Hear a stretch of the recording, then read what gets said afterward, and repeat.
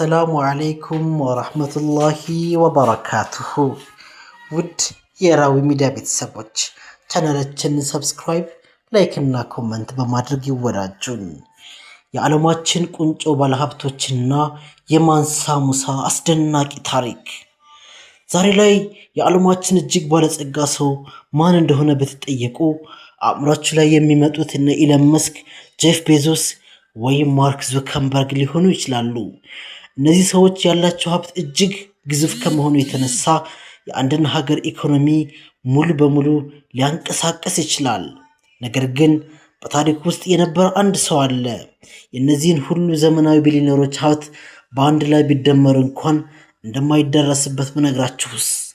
አዎ፣ ወደ ኋላ ወደ 14ኛው ክፍለ ዘመን ስንመለስ በምድር ላይ የኖረ አንድ እጅግ አስደናቂ ባለሀብት እናገኛለን።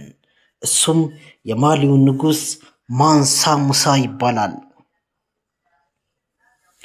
ለመሆኑ የዛሬዎቹ ባለሀብቶች ምን ያህል ይበልጣሉ? በቅርቡ የፎርብስ መረጃ መሰረት እንደ ኢለን መስክ እና ጄፍ ቤዞስ ያሉ ግለሰቦች የሀብት መጠን በመቶዎች ከሚቆጠሩ ቢሊዮን ዶላሮች በላይ ነው። በቴክኖሎጂ፣ በህዋ ምርምርና በኦንላይን ገበያ ዓለማችን እየመሩ ይገኛሉ። ነገር ግን የእነዚህን የዘመናችን ቁንጮች ሀብት አንድ ላይ አቀላቅለን ብናስበው እንኳ የታሪክ ተመራማሪዎች ሊሰላ የማይችል ሀብት ካለው ንጉስ ጋር ሲወዳደር ተራ ቁጥር ይሆናል።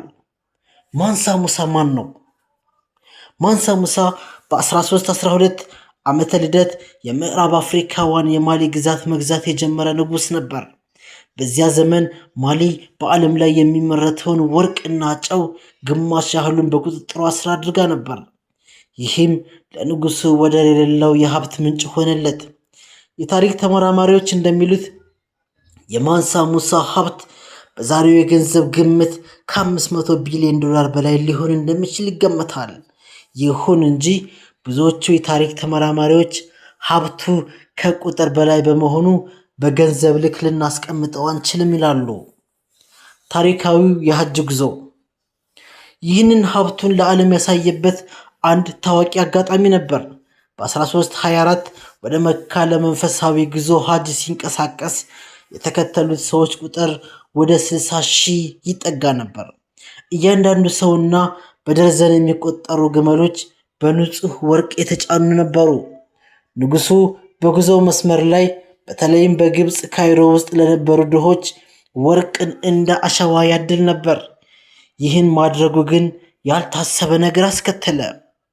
በካይሮ ከተማ ውስጥ የወርቅ ክምችት በመብዛቱ ምክንያት የወርቅ ዋጋ ለቀጣዮቹ 12 ዓመታት ያህል በከፍተኛ ሁኔታ እንዲወርቅ እና የሀገሪቱ ኢኮኖሚ እንዲናጋ አድርጎ ነበር። በአንድ ጉዞ ብቻ የአንድን ሀገር ኢኮኖሚ ሙሉ በሙሉ ማናጋት የቻለ ሌላ ባለሀብት በታሪክ የለም። ዛሬ ላይ ቴክኖሎጂ እና ዘመናዊ የገንዘብ ስርዓት አዳዲስ ቢሊዮነሮችን በየቀኑ ቢፈጥርም እንደ ማንሳ ሙሳ አይነት በወርቅ የተገነባ ታሪክና ተጽዕኖ ለመድገም ግን የማይቻል ይመስላል።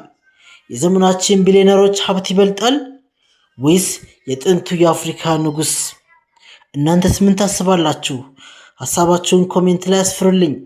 ቪዲዮን ከወደዳችሁት ላይክ እና ሰብስክራይብ ማድረጋችሁን አትርሱ። በሚቀጥለው ቪዲዮ እስከምንገናኝ ወሰላሙ አለይኩም ወራህመቱላሂ ወበረካቱሁ።